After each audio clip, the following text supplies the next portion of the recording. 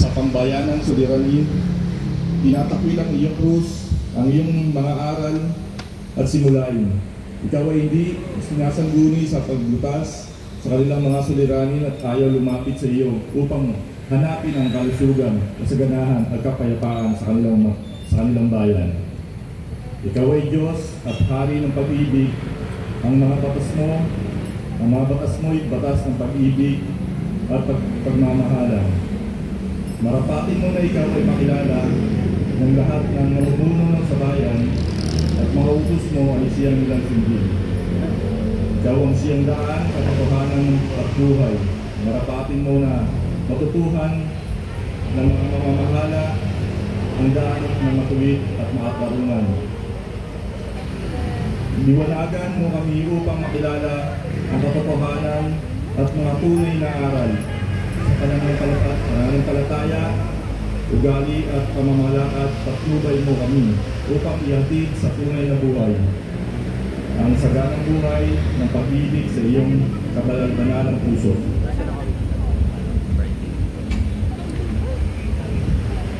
Bigisinan mo ang aming mga panukala at karapatin mo na lahat ng mga may kapangyarihan sa lupa ay walang ibang tularan sa kanilang pamahala, kundi ang banal na pag-ibigan at kadalisay at pagkakapatiran ng napababatay sa pag-ibig ng Diyos.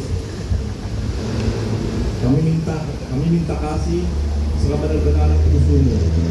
O Panginoong Jesus, igawan mo ang aming biyayang maragdagan sa araw-araw ang pangalan at pag-ibig sa iyo, ang mga may kapangyarihan sa lupa. Amen. Ama namin, sumasalangit ka, sambahin ang ngalan mo, mapasa amin ang kaharian mo, sundin ang loob mo dito sa lupa para lang sa langit.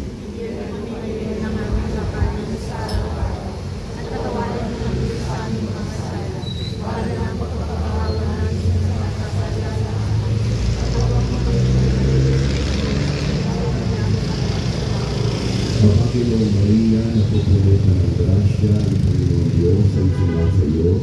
Bukod kang pinagpala sa babaeng lahat at pinagpala din naman ang iyong anak na si Jesus. Santa Maria, Ina ng Diyos, ipanalangin mo kami makasalanan, ngayon na po kami mga karayaan. Tayo pong lahat, walhati sa Ama, sa Anak at sa Espiritu Santo, kapamalan sa unang una, ngayon magkakailanman, magkasawalan hanggang amin.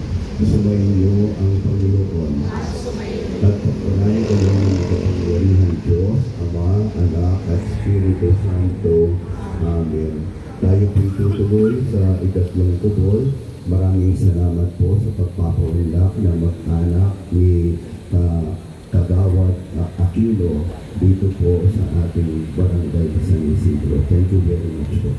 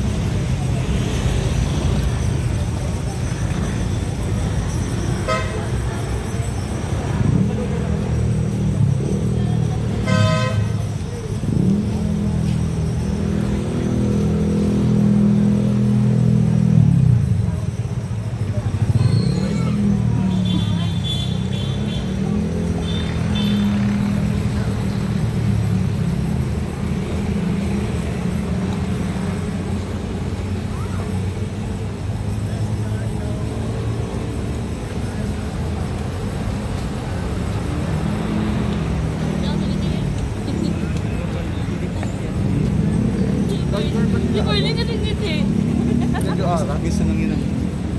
Oo, papakain ako. Natawa nga ako sa usapan ng mga doon.